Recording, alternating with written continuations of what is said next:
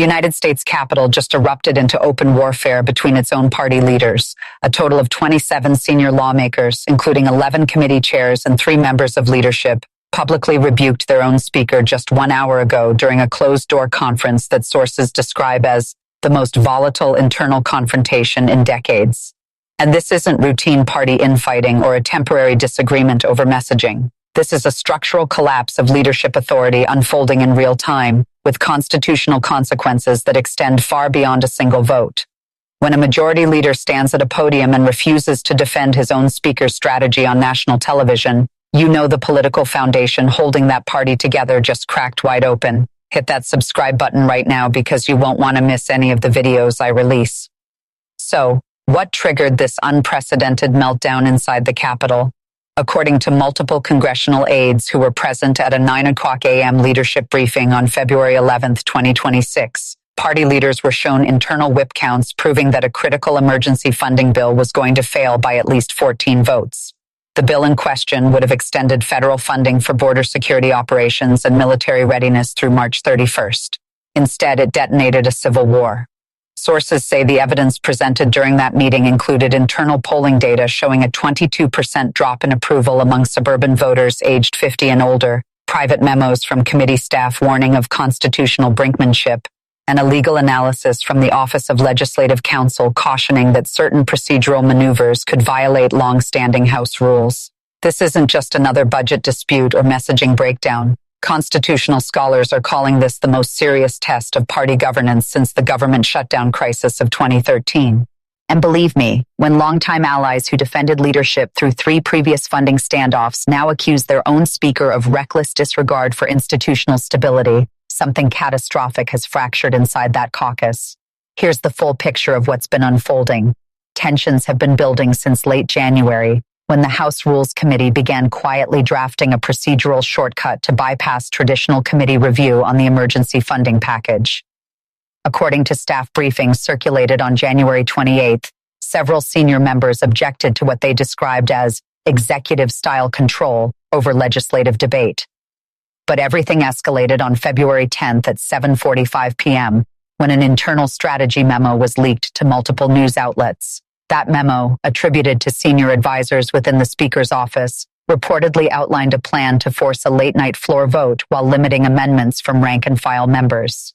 The closed-door conference meeting held this morning in the Capitol Visitor Center lasted nearly 3 hours. It was chaired by the majority leader and attended by 96 members. According to lawmakers who exited visibly shaken, voices were raised. Fists struck tables. One senior committee chair was described as red-faced and furious.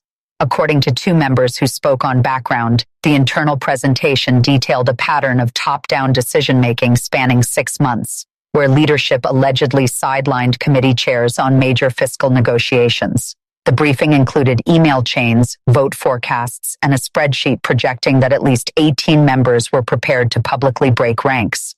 This wasn't about routine legislative jockeying. This was about accusations that party leadership was sacrificing institutional norms for short-term political optics. Smash that like button if this is making sense so far. And here's where it really gets serious. Within 45 minutes of that conference ending, the majority leader convened an emergency meeting in the Rayburn House office building. According to multiple staff sources, 14 senior figures attended, including the whip, the conference chair, the budget committee chair, the armed services chair, and 2 former leadership advisors. The meeting lasted 72 minutes. What happened inside, according to people present, was described as a point of no return. The majority leader reportedly began by stating plainly, "We cannot continue governing like this. The Constitution gives this body the power of the purse. That power belongs to the members, not a handful of strategists. History will not forgive us if we reduce this institution to a rubber stamp." The room fell silent. Then the conference chair, long considered one of the speaker's most loyal allies, reportedly stood and said, voice steady but visibly strained, "I have defended this strategy publicly and privately. I believed we were protecting our majority, but what we are doing now risks undermining the very institution we swore to serve. This is not about politics anymore. This is about constitutional duty." According to attendees, that statement shifted the entire dynamic of the room. Moments later, the Armed Services Chair added, "We are flirting with a funding lapse that could affect active duty pay. That crosses a line. No political objective justifies compromising national defense." Drop a comment right now if you saw this coming. I read every single one. Now things get absolutely explosive. By 1:30 p.m., a draft resolution was circulating among members calling for a formal review of leadership procedures and, remarkably, a possible vote of no confidence in the Speaker's floor strategy. An extraordinary step, given that party rules rarely allow such public internal challenges. At a hastily arranged press availability, the Majority Leader stated, "We have a constitutional responsibility to ensure open debate and fiscal transparency. When procedures are short-circuited, members are deprived of their voice, and that weakens the institution." The draft resolution contains 3 formal assertions. First, it alleges procedural overreach in violation of internal conference rules. Second, it claims leadership withheld vote projections from committee chairs. Third, it calls for an independent review of strategic decision-making. One paragraph states, "On February 9th, during leadership deliberations held in the Speaker's ceremonial office, projections indicating insufficient support for the emergency funding package were not disclosed to the full conference."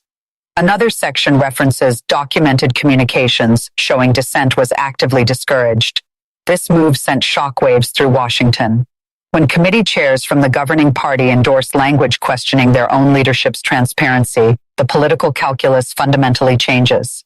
This isn't the first time party leaders have faced rebellion. In 2015, internal dissent forced a speaker's resignation. In 2023, a small faction triggered a procedural ouster vote. But in each case, party unity eventually stabilized. Now it's completely different. This revolt is led by senior institutionalists, not fringe members. The allegations involve documented internal communications, not ideological grievances, and 27 lawmakers have already signaled support for procedural reform, with several more reportedly weighing public statements. Subscribe immediately if you haven't yet. This content doesn't exist anywhere else. The pattern is clear. Previous rebellions were tactical. This one is structural. So what exactly triggered this mass internal revolt? According to multiple sources, 3 specific pieces of evidence proved decisive. First, internal whip data.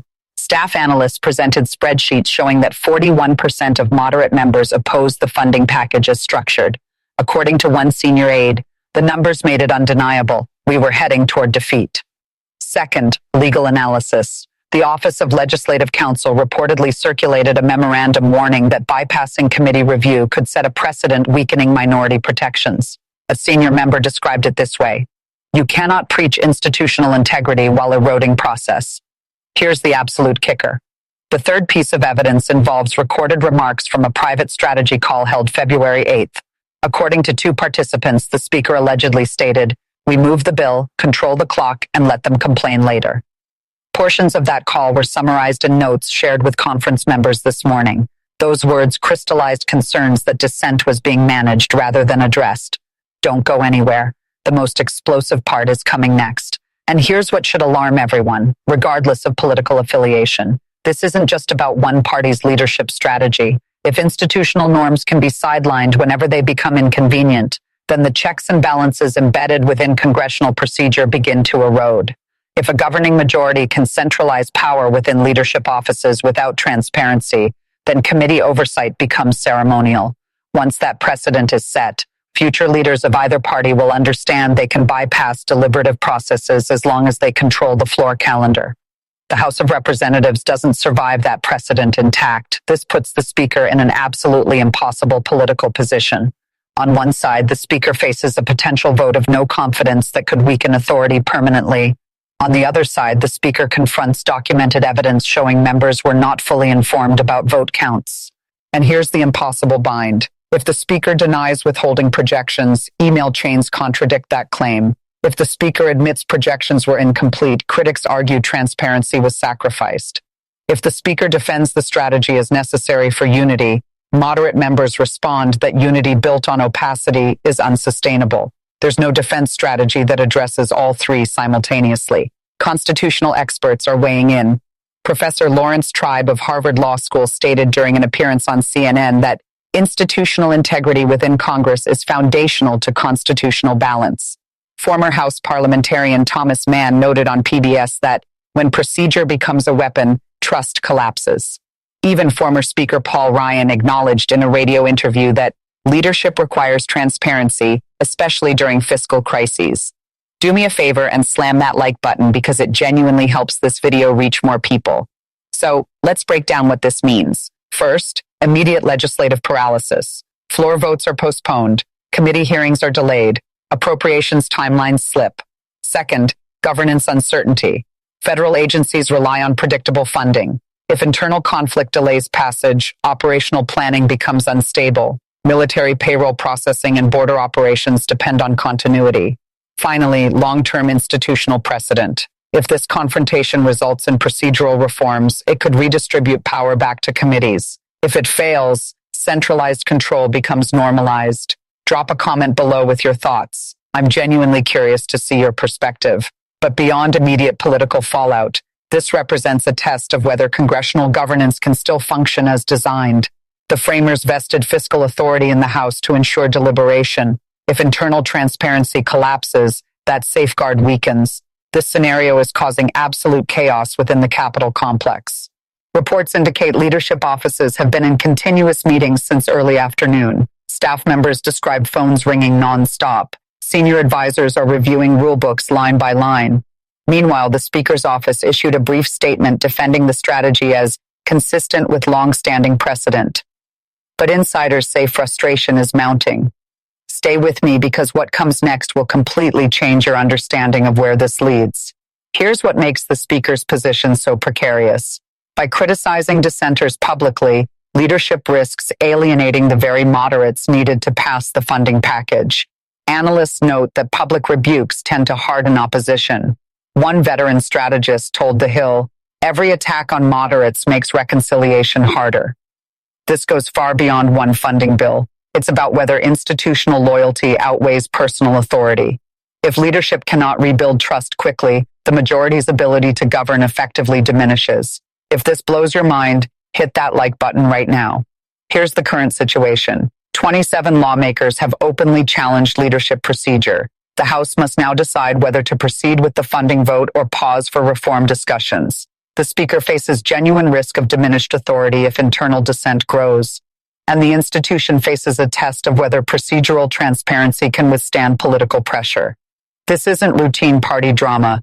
This is a fundamental struggle over how Congress governs itself, when committee chairs break ranks, when internal memos leak, when leadership strategy becomes the headline instead of policy substance.